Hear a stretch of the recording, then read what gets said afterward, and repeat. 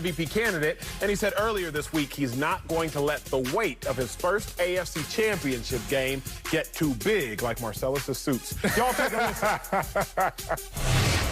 You know, I've played in a few big games, and as we go on here, every game's a bigger game than the last one. And you know, it's still the same game of football, and we don't need to reinvent anything on our offense.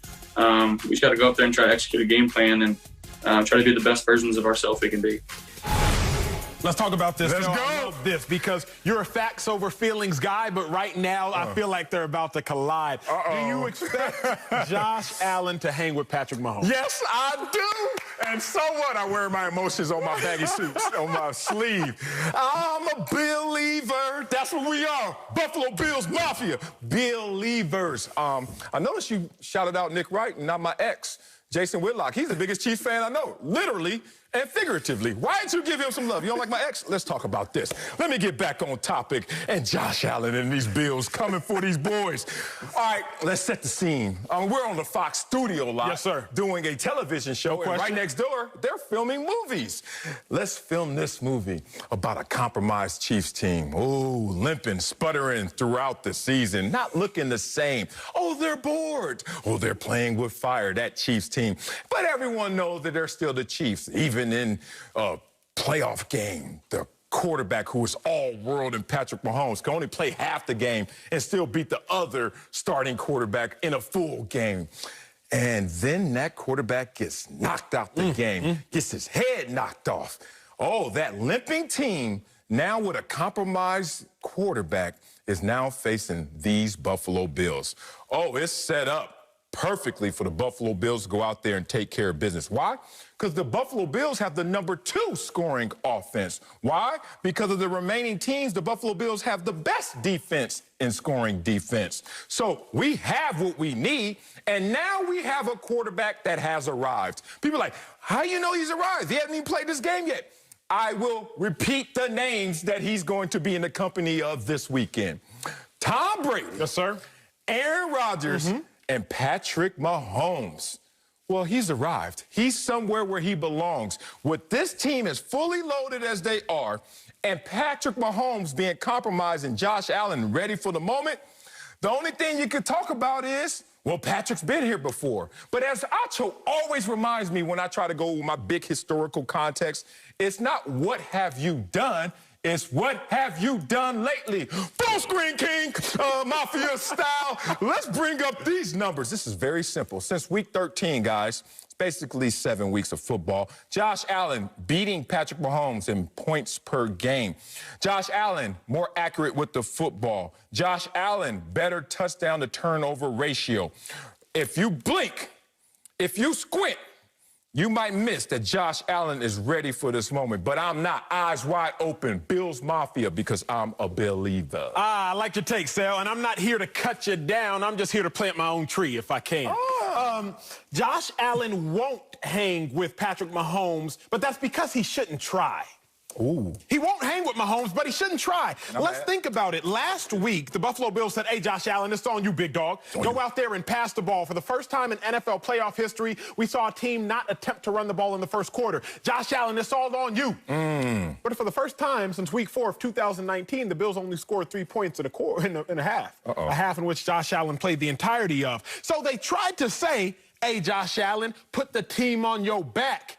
And what happened? Now, for those of y'all that didn't get to watch the game more, it's been a while, and I've been hitting the head a couple times, so the memory's bad. Take a look at it. 13 minutes left in the second quarter. That's the first time a running play happened. But it wasn't even an intentional running play. It was a design pass play. You see it there, 13:56. Design pass play out of the shotgun, in empty, and Josh Allen tucks it and runs it. So that's 13 minutes in the second quarter till you see a run. 3 minutes and 7 seconds, Marcellus Wiley, until there was actually a called run. 3 minutes, 7 seconds until the Bills decided to call a run. You don't score in the first half, no touchdowns. So what do the Bills do? Your head coach, Sean McDermott, not your actually head coach, but your team's head coach. At halftime, they regroup, and Sean McDermott says, hey, bump all this passing stuff. We gonna run the ball. Pound them. First possession, second half, Bills, 4 runs, only offensive touchdown of the game.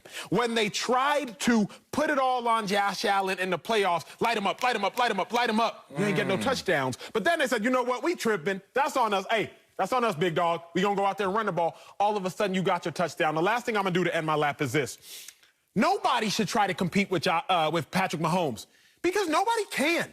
The greatest of all time, week 11, we saw the Chiefs play the Buccaneers. Hey, Tom Brady, you the GOAT. Go compete with Patrick Mahomes, why don't you? Tom Brady threw the ball 41 times. He had 3 touchdowns, congratulations. He also had 2 interceptions. The last time the Buccaneers and Tom Brady had the ball with an ability to take the lead in that game, 7 minutes left in the first quarter, Marcellus. So if Tom Brady and the Buccaneers and that prolific offense can't compete with Patrick Mahomes passing the ball, Josh Allen, please don't even try to. Well, let's bring in another opinion. That's NFL analyst Bucky Brooks, my guy. His glasses are actually real. So, Bucky, you expect Josh Allen to hang with Patrick Mahomes? So here's the thing, because this is a huge dilemma. I'm really torn because I've been a part of Chiefs Kingdom. I've been a part of Bills Mafia. This really, man, tugs on the heartstrings when I think about this because Josh Allen has played at an MVP level. He has been a one-man show, really a force of nature when it comes to the way that he has been able to put this offense on his back. He is a one-man show, unlike, I would say, anything that we've really seen in this league. And what the Bills do is they put it all on him, and he has been absolutely outstanding. When you think about this team winning 8 straight games, the fact that they are scoring 35.5 points and being able to get it done, you would like to think that you can jump in the ring with the Chiefs and go toe-to-toe. But if they do that, they're going to go out on a shield. They cannot get into a shootout with the Kansas City Chiefs. The Kansas City Chiefs are the football version of the Golden State Warriors in their prime. You're not going to outscore the Kansas City Chiefs. And so as much as I love what Josh Allen has done and how much he's improved as a playmaker, if they ask him to throw it 35 or more times, it's a recipe for disaster. I want Josh Allen to play well, but I think less is more in this game because if you give the Chiefs too many opportunities to go up and down, they're going to outrun you in a track meet. That's real. Let me talk to my fellas if we can, if I can, please. Bucky, Marcellus, I'm telling on myself. Because, and I'm probably telling on all of us, sometimes you go through life and you just use phrases that you hear. And you don't really know the meaning or the origin. For the first time, I'm going to tell on myself, I rode horses like a month ago. I had to get outside in L.A. I went out somewhere and rode some horses. And the horse instructor, as we got back to the base, she was like, yeah, just hold your horses right there. And I was like, hold your horses. See, all the time I use the phrase, don't fight fire with fire. Okay, but what's that really mean? Like, I don't really like playing with fire. But then you look up, wait, don't fight fire with fire. It simply means don't respond to an attacker by using the same method as the attacker. Don't try to fight the Chiefs by using the same method that the Chiefs will kill you with. Sal, you mentioned Floyd Mayweather. I don't know if y'all are cool, but y'all have conversations. That's my dog. That's your dog. That's my dog. What I know is this. You don't try to beat Floyd by a decision. If you gonna beat Floyd, you better knock Floyd out because Floyd is the best at not getting touched. Floyd is the best at bruising you up. He probably ain't gonna knock you out, but he gonna win in decision because he will punch you more times than you punch him. Don't try to beat Floyd Mayweather at the same manner in which he will beat you. So, I know this about the Chiefs. 8 out of 9 Patrick Mahomes losses. He's lost 9 times in his career. 8 of the times, the opposing team has averaged 166 yards rushing. How do you beat Patrick Mahomes? You do not beat Patrick Mahomes by trying to out Patrick Mahomes. You beat Patrick Mahomes and the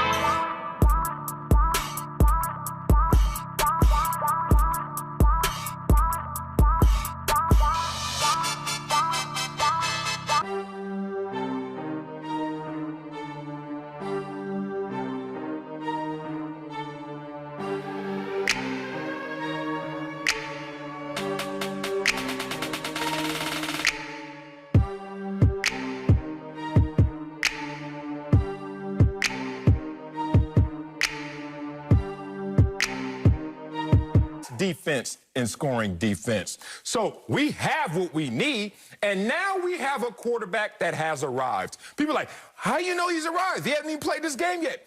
I will repeat the names that he's going to be in the company of this weekend. Tom Brady. Yes, sir. Aaron Rodgers and Patrick Mahomes. Well, he's arrived. He's somewhere where he belongs. With this team as fully loaded as they are, and Patrick Mahomes being